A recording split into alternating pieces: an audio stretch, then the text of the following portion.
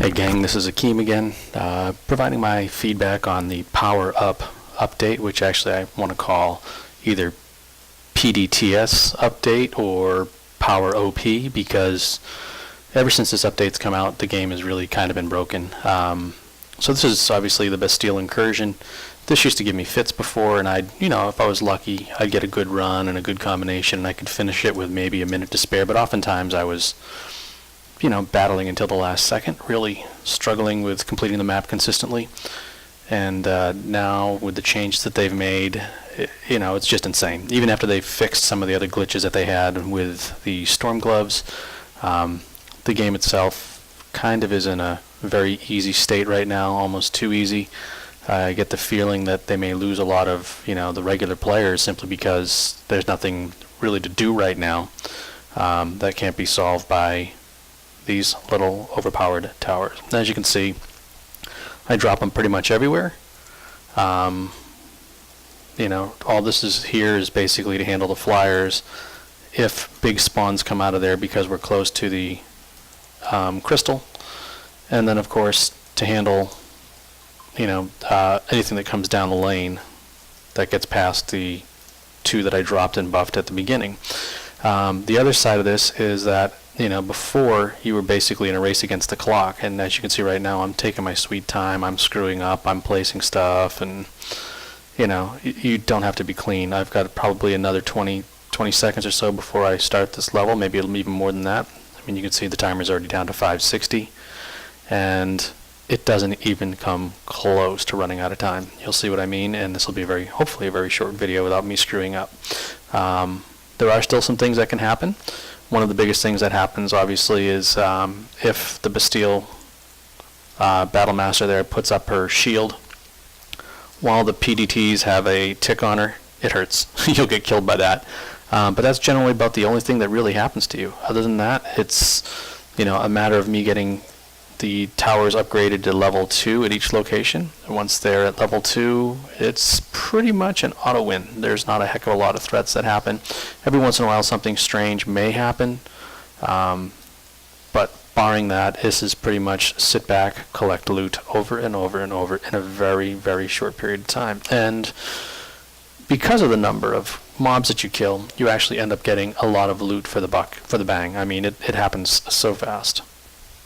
And what's really funny is, even if I pick up a bunch of randoms, which I've done a couple of times, I'll just, make a public game and I'll basically carry 3 people who have no idea what they're doing. I don't care what their gear is. Basically cart them right through this level without having to really change my defenses much. Maybe have to heal a couple of things where I normally might not have, but, given that you're getting, one of the halberds, a lot of usually close to 700 legendaries, it just is taking away some of the feeling of earning anything in this game pretty quickly.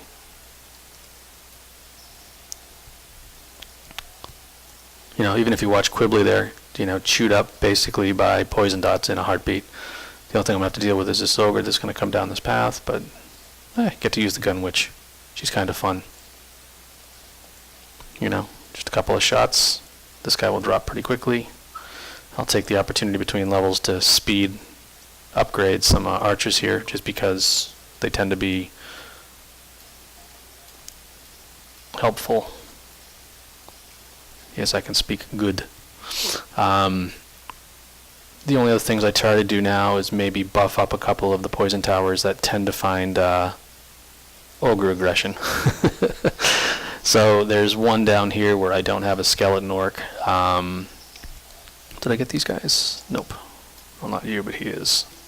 Again, level 2 basically caps my poison damage, so that creatures that get a couple of stacks will be taking 120,000 damage a tick from the poison towers, which, look, it's broken.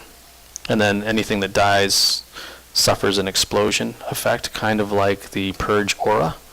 And it just, like I said, it's such a change to the game that there's really no explaining just how overpowered it is until you've actually seen, the fact that this is what you do. You run this level repeatedly, without risk, over and over, and profit.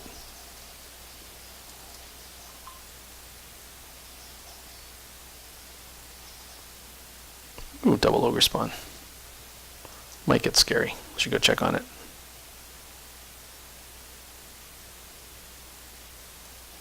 Nope, they're down. Just an explodinator, or two, probably. Still one ogre that's walking his way over.